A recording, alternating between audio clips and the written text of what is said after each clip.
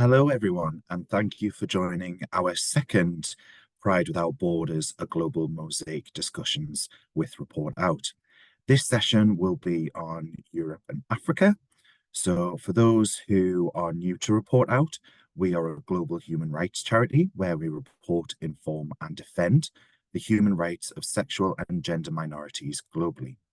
So my name is David, and I'm going to be hosting today's event, and I'm an events officer with Report Out. So today's event is one of three in a series dedicated to exploring the diverse meanings and expressions of pride across different cultures and communities globally. The event aims to foster a greater understanding of pride's significance worldwide and to highlight its varied manifestations. While hearing about our panelists' different experiences, we delve into personal and contextual interpretations of pride around the world. We are honoured to be joined by our panelists today and to have them share their unique perspectives with us. So I'll now ask the panelists to introduce themselves. If we could start with Daniel. So nice to have you all. Thank you so much for the invitation. My name is Daniel. I am 24 years old now. I'm Portuguese. I identify as a gender fluid person, so I go by they, them pronouns. And I am both a master's student and a human rights researcher at ReportOUT.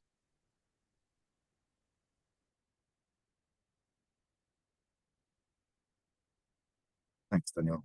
And then Aida.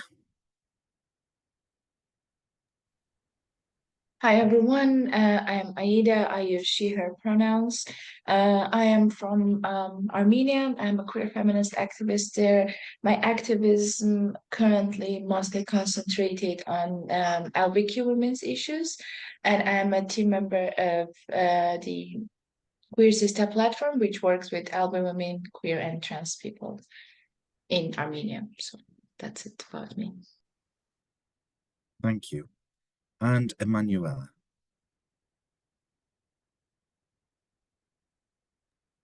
Do I need to put my camera? Okay. Hello. Hi. I'm Emmanuella, David-ette. I am an intersex/trans activist, human rights advocate. And then I based in Nigeria. I'm the executive/program coordinator for Dynamic Initiative for Health and Human Rights. I'm also part of the board for Trans/Intersex Network in Nigeria. I'm an intersectional/inclusive feminist as well. Thank you. Thank you very much. So our first question that we'd like to put to you is, what is pride to you? Would anybody like to take us away?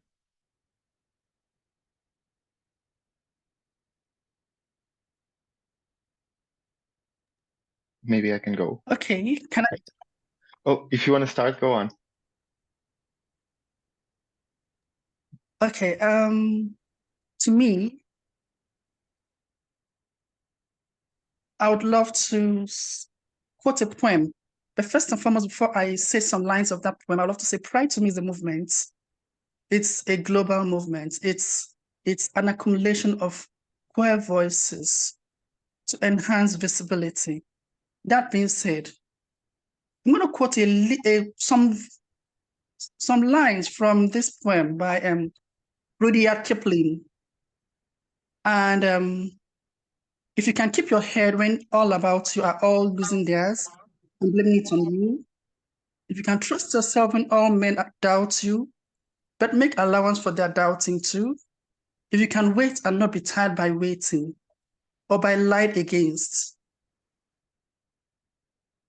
and don't deal in lies, or be hated, but don't give way to hating, and yet don't look too good, nor talk too wise. If you can dream, if you can think, if you can make me to triumph and disaster, and treat those who impostor just the same, if you can bear to hear the truths you have spoken, twisted by knaves to make a trap for fools, or what you think you gave your life to be broken, and stoop and build them up with worn-out tools. If you can make one heap of all your winnings and risk it in one ton of pitch and loss, loss and start again at your beginnings, then that is pride. It's something to be proud about. Thank you. Thank you very much for that. Go on, Daniel, you can tell us what pride is to you. Personally, pride is a mix of emotions, from happiness to proud in being who I am, of being who one else is, of values, from solidarity to resistance to intersectionality, to actions, from protests and marches to parties and celebrations. But the most important thing is that at the core of all of these emotions, values, and actions is the idea that no one should suffer any type of violence in their life. It's about, for me, the meaningful pride comes from the recognition of what has been done, the acknowledgement of the current situation, and the hope for a more equal, free, and peaceful future. It's a meaningfulness that pride for me has gained progressively more meaning since I have joined collectivities and social groups in my country and especially in my hometown. And it's about collective emotions, collective values, collective actions that aim at a better future.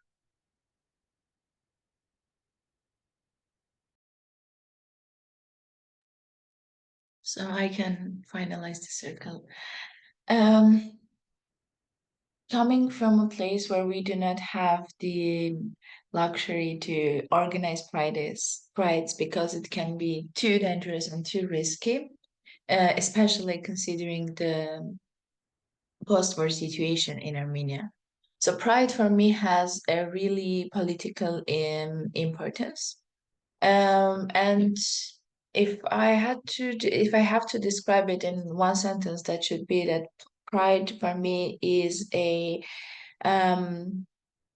method and movement which can influence cultural attitudes or social attitudes. Because in my country, LGBT individuals face a lot of hatred and from the society.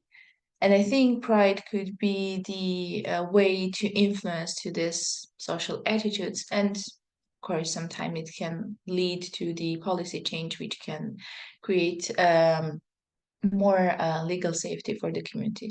But most important thing for me is to influence on this homophobic sociocultural attitudes and try to somehow change it. Thank you for that. I'm going to come straight back to you as well. So you mentioned that obviously it's sometimes dangerous to organize a formal pride. So do you personally celebrate pride? And if you do, how do you go about doing that in that situation? So personally, it depends basically where I am in that moment. So when I'm in Armenia, there are several LGBT organizations who do organize some activities where we like kind of celebrate our queerness or when we discuss our issues. And I'm trying to be part of those kind of activities because like feeling the sense of community belonging is really a powerful thing for me. So I love to be in this kind of places. When I'm outside of Armenia, sometimes I do participate in the parades or I don't know, so other activities during the Pride Month or Pride Week. But I mean, I don't think I am personally comfortable with, and I have some ideological conflicts with the whole capitalization of the pride. And I tend not to be part of this kind of celebration. For me, the political meaning should be the first and main part of the pride, not just making festival of it. No, thank you for that. And that's something that we're going to come on to a little bit later on as well. So we'll go on to Emmanuella now. Do you personally celebrate Pride? And if so, how?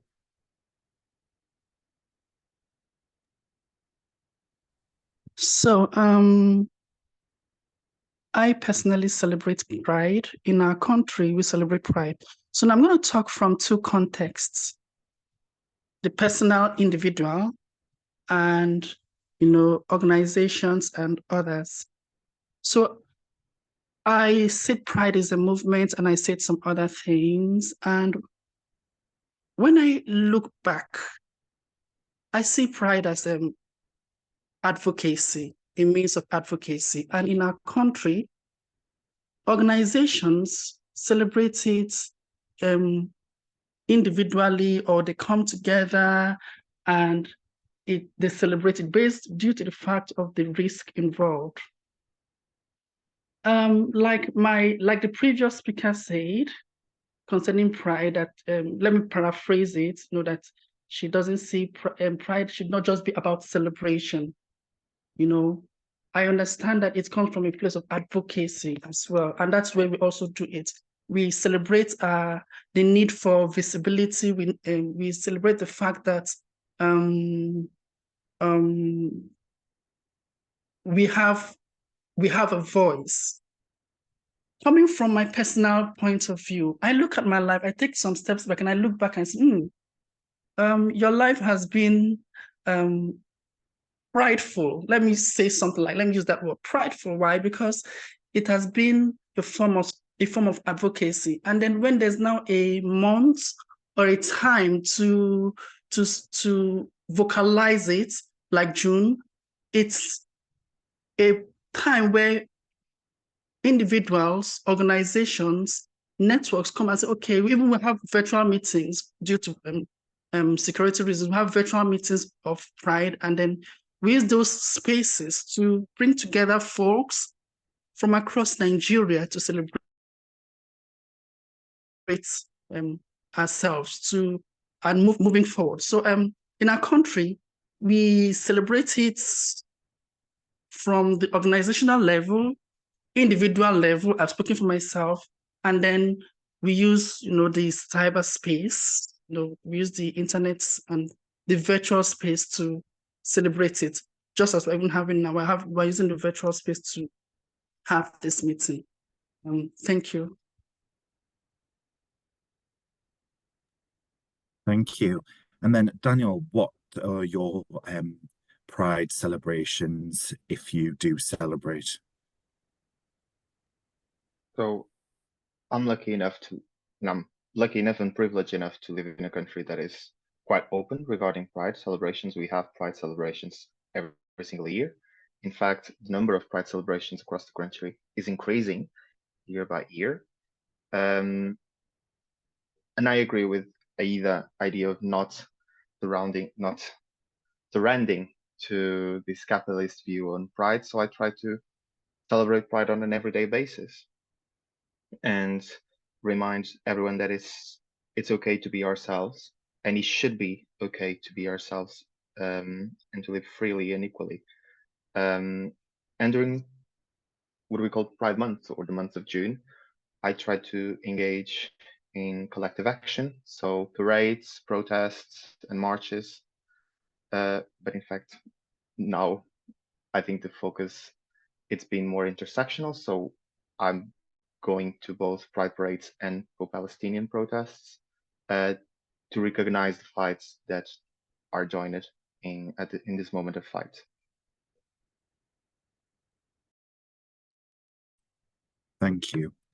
You all come from quite diverse backgrounds here and different experiences. How do the cultural traditions of your individual countries influence the Pride situations and celebrations? So Daniel, if we come back to you, sort of how does the Portuguese history sort of play into how Pride is celebrated? Okay, so I think that Pride has a complex history everywhere, and Portugal is not an exception. So from an historical point of view, we had the longest Western fascist dictatorship in the last century. And when we had the 1974 Carnation Revolution that brought us to a more democratic political system, there were no political parties that supported LGBTQ+ communities. In fact, one of the military leaders who led the revolution stated that this was not a revolution for women or for the homosexuals. Quite an homophobic and sexist individual. But since then, the fight for LGBT rights in Portugal has been formed and can be resumed, in fact, in three cultural and historical dimensions: the increasing force of the Portuguese LGBTQ+ activism, the change in mentalities among the citizens, and the impact of the European integration. Because the process of European integration forced Portugal and forced other European countries to adopt pro-LGBTQ+ policies in order to continue the process of political and economic integration. And we had some important landmarks: the decriminalization of homosexuality, the inscription in the Constitution of the prohibition to discriminate on the ground of sexuality, hate crimes law, gay marriage equality, and so on. So I think that it is the strength of the LGBTQ+ movement that has been, I don't want to use the word force because I don't think it's forcing, it's been opening the Portuguese political system and the Portuguese society to become more acceptable of LGBTQ+ communities and pride celebrations.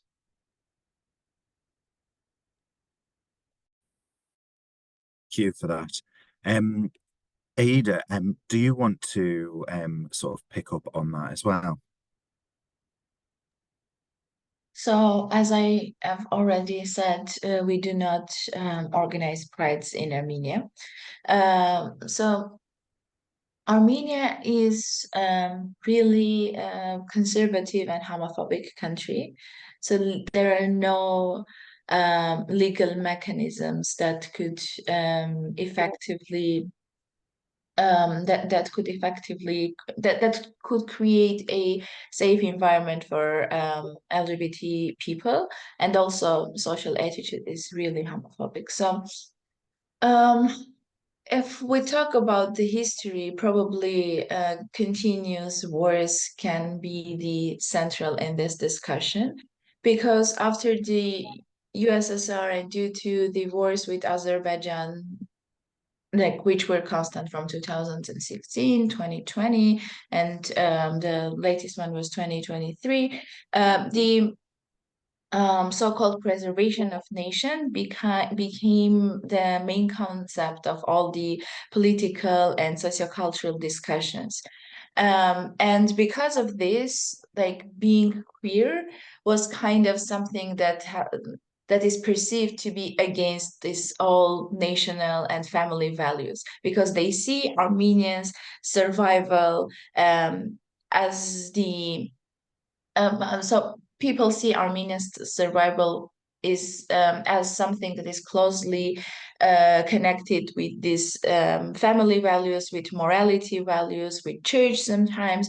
And in all these discussions, queerness is something that is not just the other thing, but is against this whole values. So because of it, we do not find ourselves to we cannot find a place for to celebrate queerness, and this whole discussion is against us.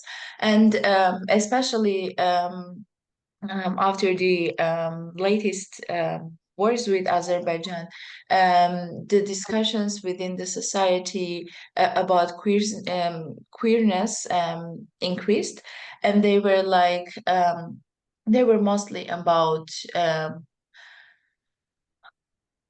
so there are two main discussions. The first one, some society members call gays to go to the border and to be part of the war so that they can be killed. And in this case, we will solve two problems at once. So the gays will be killed and we will protect our borders.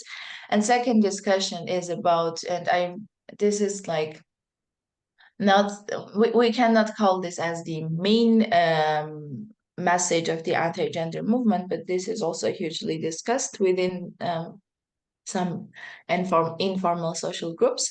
They say that like God punished us for being friendly with queers, and like I think especially during the latest conservative and conservative movements started to discuss this God punishment as a main topic. So no, thank you very much for that. Emmanuella, obviously you're from one country in sort of the continent of Africa, and it's such a wide, diverse area. Are there any unique cultural elements incorporated into your celebrations of Pride? Okay. So, are there any unique cultural elements? Oh, yes, we have lots of unique cultural elements. What do I mean? So Nigeria is a country that has diverse tribes, and that means bringing diverse cultural differences and then celebrating our diversity. So where I come from, if you go through memory lane, where I come from, I come from Akwa Ibom. Sorry, I stammer, so you would have to bear with me a little bit. So I come from Akwa Ibom, and then where we are we were very, very open-minded, and we empower women. We are a group that empowers women. Women tend to take chieftaincy titles and all of that. And then queerness is also celebrated as that then until when religion stepped in, and then a lot of things started going amok. But that being said, while we celebrate Pride, like I said, diverse cultures come together, either through human rights NGOs or individuals, and then we celebrate our uniqueness. We celebrate the fact that somehow we try to address the intersectionalities among our cultures. Like I just pointed out some certain things. And if we look into our history, in the past, queer persons usually held parties before we even started calling it a name, before we selected a date or a month. I remember one party I attended then, it was organized by BC Alimi then. And even though it was not called Pride, when I sit back, I said, of a truth, these parties or these meetings, and in these meetings or in these parties, topics were addressed, from health to human rights to relationship to sex. Topics were addressed. So when I sit back, I say, of a truth, even though there was no name, like that, but we celebrated it, then low key, in form of birthday parties, in form of gatherings and get-togethers, and you see diverse persons coming together in different outfits, addressing issues from their cultural point of view. And then we realized that queer persons existed even before our colonial masters. Queer persons existed, and though there was no name, it was not called lesbian, gay, bisexual, transgender, intersex. We had our names, and it was not seen as a taboo. It wasn't seen as something that was an abomination until name tags started coming in, lesbian, and people began to think that it was from the West and all of that. So sitting back, you come to see the Yoruba culture, even the gods, you know what I mean, their gods and all of that. Their gods had queer personalities, and then other cultural cultures had queer personalities, which somehow, as a result of religion, and when I mean religion, I'm talking of Christianity and Islam, those religions that came into Nigeria, they seem to make those queer culture come off as bad. come off as horrible. But somehow this age of queer persons who are screaming like, look, I want to live my truth, that we are trying ways to live our truth and seeing how to address laws, are addressing even those cultures, even our cultures, bringing out queer stories, bringing out the fact that queer persons existed down to assumed spiritual entities that were all queer. So it's a gradual thing. It's something that somehow we celebrate, and then somehow we bring in the fact that being feminine, because somehow looking at feminine gay men, being feminine is not a bad thing. So we address all of these things from different perspectives in a time like this. Well, it has always been. Next month we would address it in the form of meetings and all of that. So that's what I can say for now. Thank you. You're very insightful. Daniel, Aida mentioned a bit about how sort of LGBTQ people are portrayed in her country. How is the visibility of queer individuals in the media, politics, and other public spheres in Portugal sort of portrayed? I think it depends, even within the community, if we talk about LGBT people or trans people. I think the visibility is completely different. I think there is an increasing acceptance and I would say positive representation of LGBT communities in the media, in the public debate. It's also true that we have an increasing strength of the far right, which is pushing an anti-gender agenda that includes some hate speech, not only on gender identity, but also on sexual orientation. But overall, even within that type of hate speech, the hate speech concerning sexual orientation does not have as much strength as the hate speech on gender identity has. And I think that's because socially it's acceptable that you are part of the LGBT community. We have shows, we have characters in soap operas. Recently, we had we have a Portuguese show about marriages, and they aired an episode about a gay couple. So we have that type of representation. Now, if we talk about trans communities and non-binary folks, that's completely different. There's a very reactionary, highly conservative attitude against trans communities. For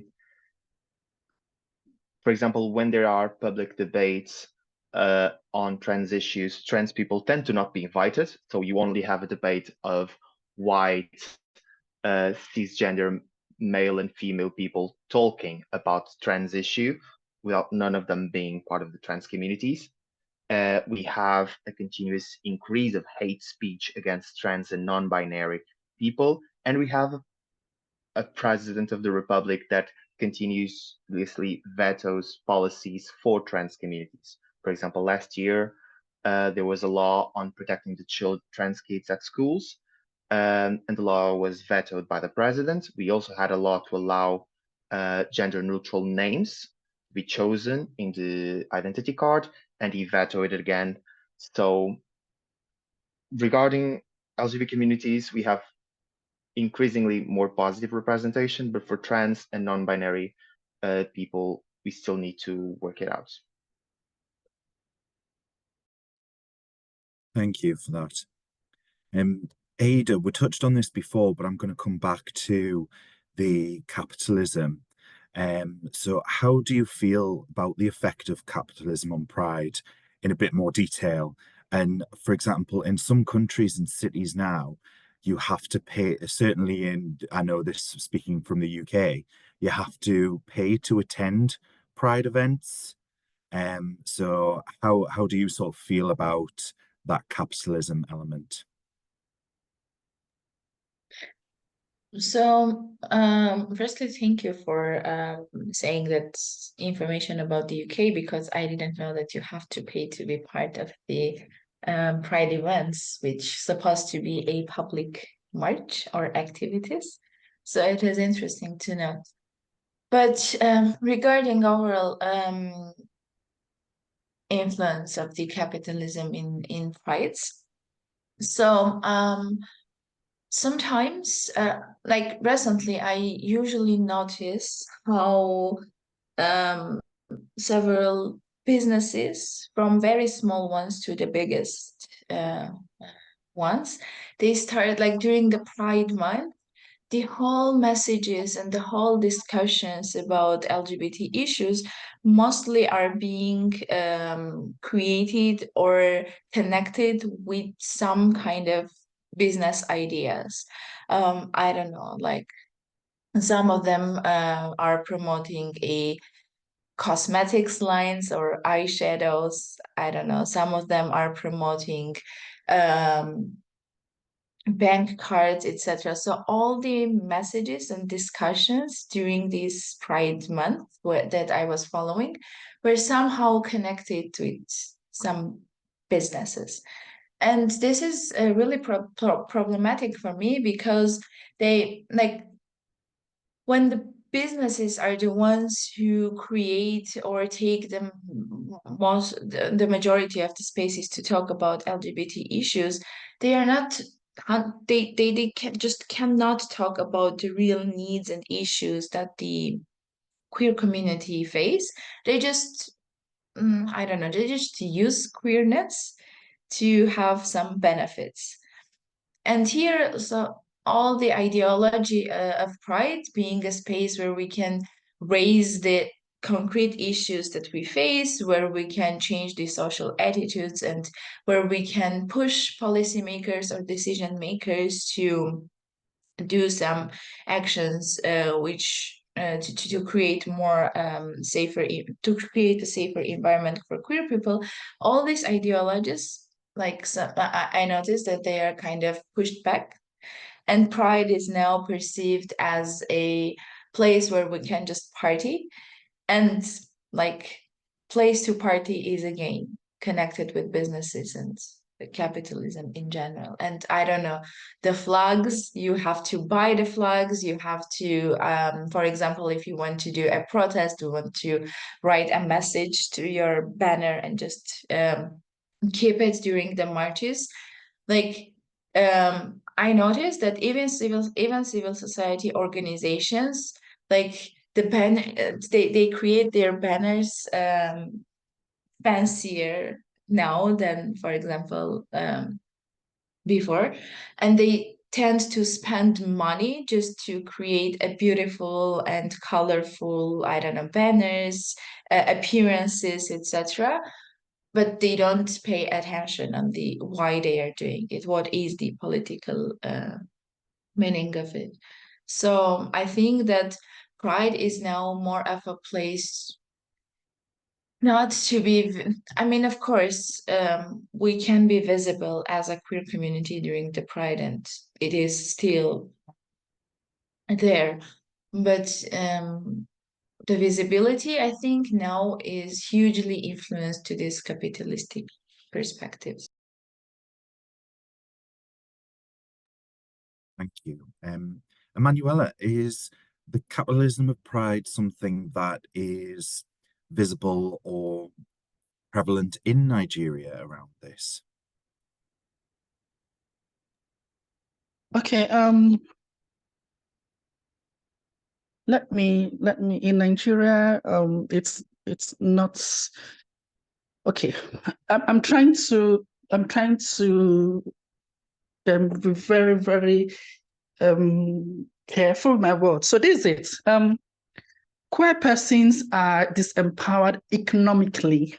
And when we say economically in countries like ours, so most queer persons don't have jobs, but we are always so talented. If you look at it across the globe, queer persons are talented. And when I mean talented in anything, arts, whatever, so and skills. So when we have these meetings, discussing business ideas is not a bad thing because of the fact that we see these meetings, we understand the current needs in our zones, that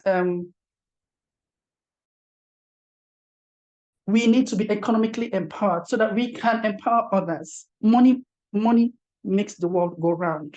And when I say money makes the world go round, realize that most queer persons, they either drop out from school or they are harassed at the education and all of that. So what happens? It's their skill. So when we come to these places, we address multiple issues from economic to political to social issues. And when it comes to entrance, we don't create gate fees and all of that. But I've heard one or two places that does that, and for me, it doesn't sit down well with me. But I look at it like, okay, if anyone can afford it, fine. But I look at the negative aspect of it. What does it tell? What does it say? Does it sound in the long run?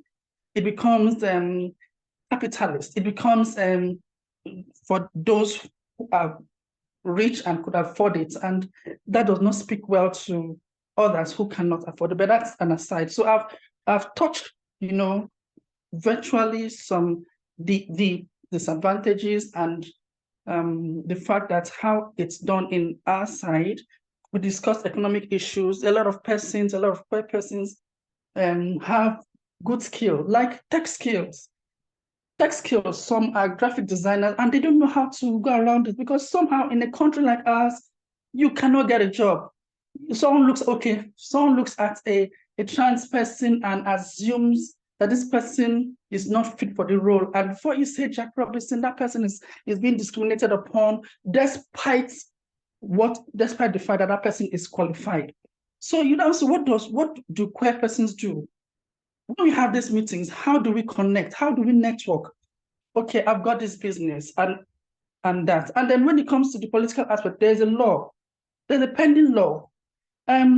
We have the SSMPA, and I would have loved to say something here, but I wouldn't want it to jeopardize, the work already done. We have made progress in terms of making sure that some segments of that law has been removed, but we're keeping it under hush because we know that we have lots of work to do underground. So in these kind of meetings, we discuss that. We try to see how to educate persons on their human rights, and then, address this. So within this Pride Month, it even extends after Pride Month. Within this time, we make it big. We celebrate it big. We understand the fact that somehow we are concentrated on the fact that there are some voices that needs to be heard as well. So I've heard of people that sell these materials or gather money because actually funders don't also fund these issues. So somehow, as organizations or persons, we try to see how to can we gather funds to do some of these things on our own. Like I said, money makes the world go round, but nonetheless, we are being considerate about those who cannot afford it. So I'm speaking for myself, I'm speaking for others. For myself, we don't collect money. For others, mostly they don't collect monies, but I've heard one or few places, that does that. So that's just it for now. Thank you.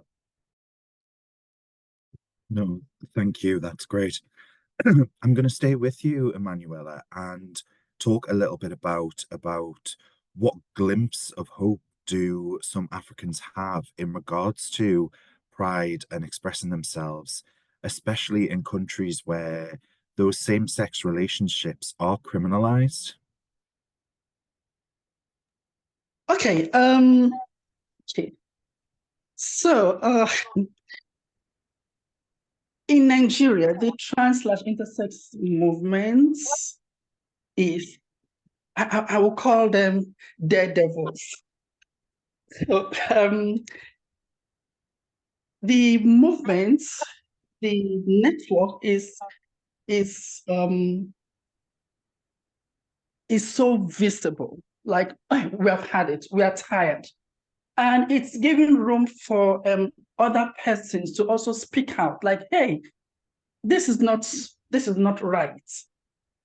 I made mention of something about SSNPA in my previous speech, in my previous talk, that some certain segments of the law has been scrapped out and challenged and scrapped out. Though it is not so, it's not public, but that's a good thing, because that shows hope that, okay, moving forward, people are going to be free. I see freedom. And we use that as a yardstick. We've used that to challenge homophobic persons. You know, an instance, last year, a trans lady was beaten up and stripped naked. She was raped, beaten up by someone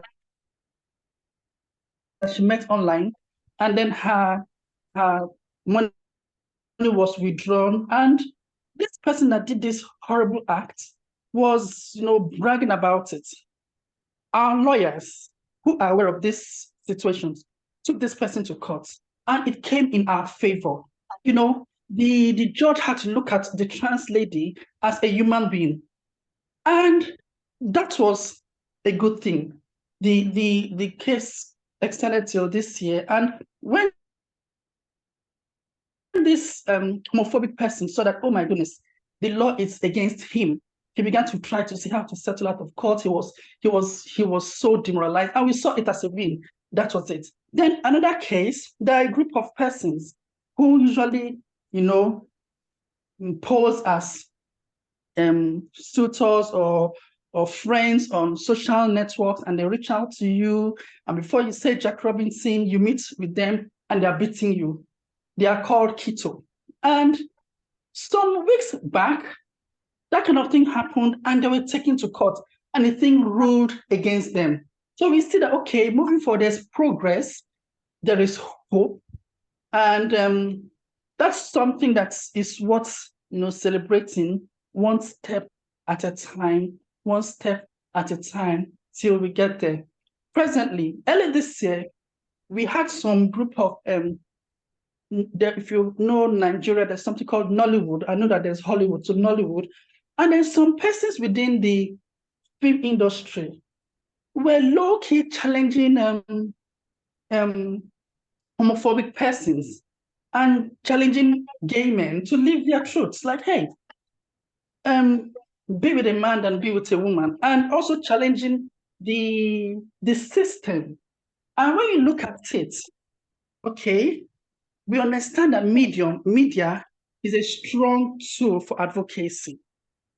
And if heterosexuals within that field are beginning to see that, no, this is unfair, and showcasing it in form of short stories, short movies, there is hope.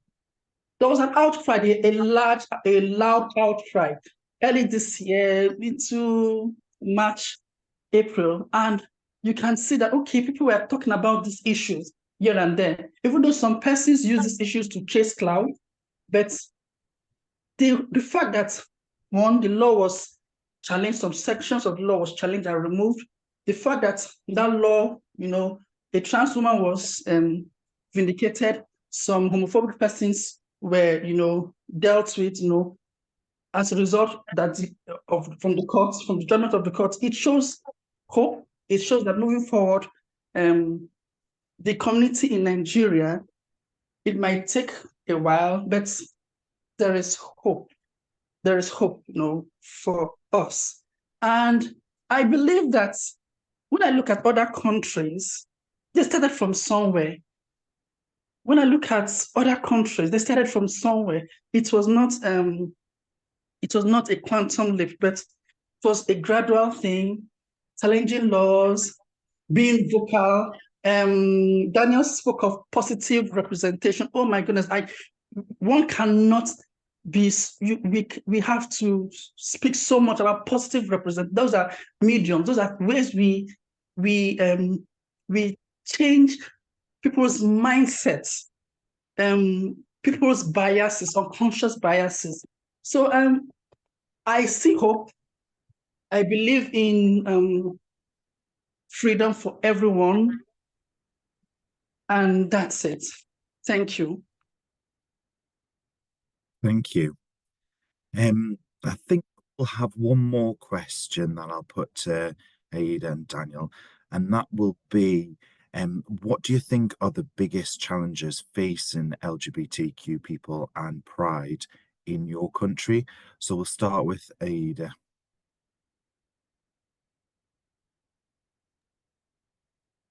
So, as I said, as we do not have prides, so maybe that itself could be the biggest challenge.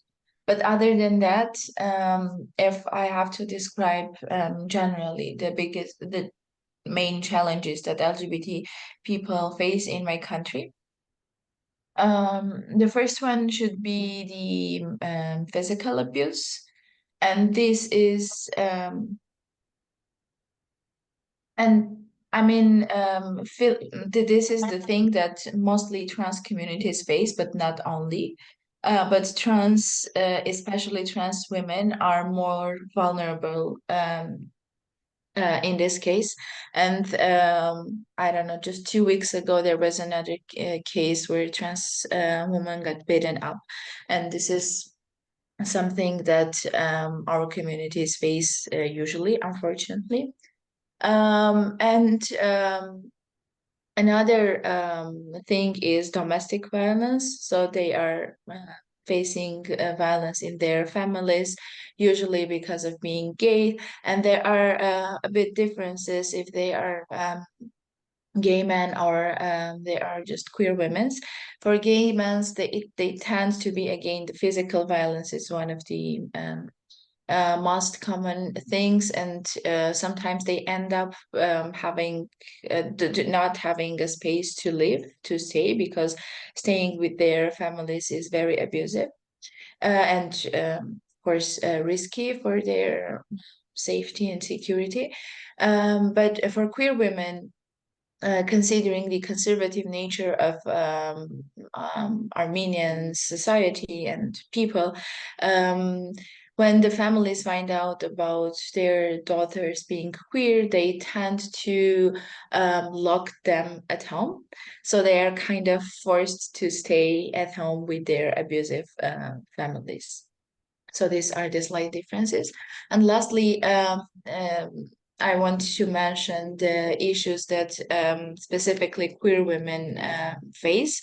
This is the sexualization and objectification. And I was studying the life experiences of queer women just recently for my master's thesis. And this is what I found out, that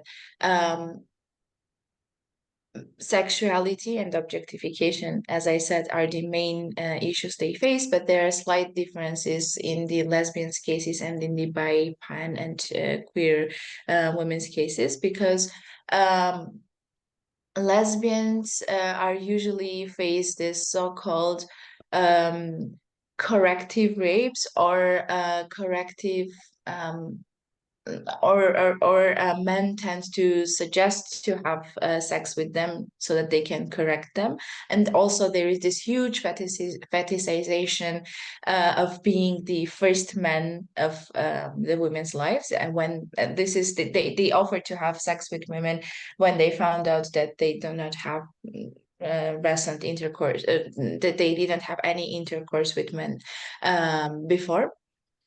But for bisexual and pansexual and queer women's cases, like sexualization is mostly comes with the suggestions to have threesomes, but to kind of satisfy cis hetero men's needs, not just the idea of threesome. So this is the problematic part, because the threesomes have to satisfy the needs of cis hetero men, so not the overall idea of threesomes, because I mean it's neutral, everyone can choose if they want to have or not. So yeah, like I don't want to go more details, but that's the main issues, I think. No, thank you for that. Daniel, what would you say are the main challenges in Portugal at the moment? I think the situation of trans communities and the respect for their rights, as I was saying a bit ago, the question of the far right increasing strength. For instance, they have been pushing this idea that pride is an expression of shame, of is a shameful event, that people are half naked and they are trying to indoctrinate the children with this gender ideology. So we have this narrative that is being pushed against the rights of trans and non-binary people, but overall against LGBTQ plus rights. Another problem, and this is according to the report that I think it was released last May by the European Federal Fundamental Rights Agency, we have a huge problem of bullying in Portugal against LGBTQ plus kids. So we need to safeguard the rights of those children. We have other problems of discrimination in housing, in healthcare, and we have a big problem in the moment of detention. So we do not have a huge rise in number of cases of hate crimes, but we have a problem that people do not feel. It's not that they do not feel comfortable in denouncing, they might, but the biggest problem is that they do not feel that denouncing has an impact. So they just do nothing, and that needs to be solved. And the other thing that I think we need to debate is within our community, how important pride is still important today. This is a debate within our community that our rights are not safeguarded forever. That it comes a political and economic, a cultural crisis, and our rights are immediately questioned and put into question. And I think we need to look into this intersection of cis heteronormativity with other power structures. You were talking about capitalism, but also racism. It's also a big problem in Portugal, and LGBTQ plus Black communities face both homophobia, transphobia, and racism. Patriarchy also the same question regarding LGBT women and girls. So I think we need to have this reflective, dialectical, and critical look within our community to build more peaceful, equitable, and free societies through pride. Thank you very much for that. While we have come a long way, there is still lots of ground to cover around the world, which is why events like this and charities like ReportOUT do exist. So thank you all very much for sharing your thoughts, opinions, and experiences with us today. Just on behalf of our ReportOUT, a big thank you. Emmanuella, do you have something you'd like to add? Yes. The question about issues. There is a high wave of the anti-gender movement, the anti-gender narrative presently. They tackle, if you look at the anti-gender movement, the anti-rights movements, they come with conservative ideologies. They come with the fact that somehow it's an attack on trans persons, an attack on gender identity, and then there's this scapegoating trans persons, and they come from the point of view of religion.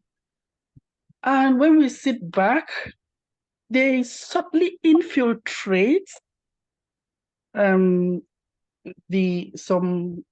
CSOs, some organizations, because they understand that, okay, there's something called human rights, and then someone or a person could pose as an ally, trying to create allyship. And once there's an infiltration into the movement, there's this aspect of heteronormativity, like Daniel said. What do I mean by that? Okay, they subtly try to push the narrative that, okay, you know what, I don't have an issue with, your sexuality, but why don't you conform? And imagine where I, as an intersex/trans lady, who have lived the truths till now, burnt my bridges, I then wake up and say, okay, you know what? I'm going to marry a cisgender woman to conform. Don't forget, I'm at the forefront of activism. I've got lives in my hands. I've got people that probably are wanting this freedom. And all of a sudden, I take some steps behind because of, the aspect of I want to conform. What happens? It throws everyone under the bus. It throws, people that probably were looking up to Daniel, looking up to me, looking up to you, under the bus, and they're like, oh God, we have to start all over again. And then someone comes up and says, oh, I was a former homosexual and I'm no more a homosexual. And then you see everybody is now wondering what is happening. And then you see lots of political correctness. Oh, you see it derives and all of that. But the damage being done when we use political correctness instead of positive representation to address some of these issues now makes it troublesome, makes it stressful. It would shock you as well that in Africa, Nigeria, being a patriarchal society, a lot of persons, still have patriarchal ideologies. They still have this thing. I believe a woman should be submissive. I believe a woman should be this. And a trans woman is a woman who who suffers those patriarchal ideologies. So a trans woman enters a relationship with a cisgender man, and there is this cascade of heteronormativity, toxic masculinity in that relationship, and you see so much abuse, going on, and it's so troubling. And nonetheless, we still have, narratives, we try to address this issue. But one of the things that seem to trouble, or one of the issues, come from the anti-gender movement, anti-rights movement, the fact that the society is patriarchal, the fact that there's a misconception around feminism. They don't understand that feminism can be inclusive and intersectional. All you haters of men. And like, no. Feminism is not about hating, but it's about personal reflection, looking and say, hey, we are human beings. We have our rights. So once this is wanting to have external issues, the government and all of that, so wanting to have internal issues. Those internal issues can be very, very mentally draining. So I just had to chip that in, into the conversation. Thank you. No, thank you very much for those thoughts. Lots to reflect on from all of the comments from our panelists today. So thank you again for giving up your time to take part in this discussion. And thank you very much all for those who have taken the time to listen to our panelists as well. Please tune in for our other Global Mosaic discussions as well. Thank you very much.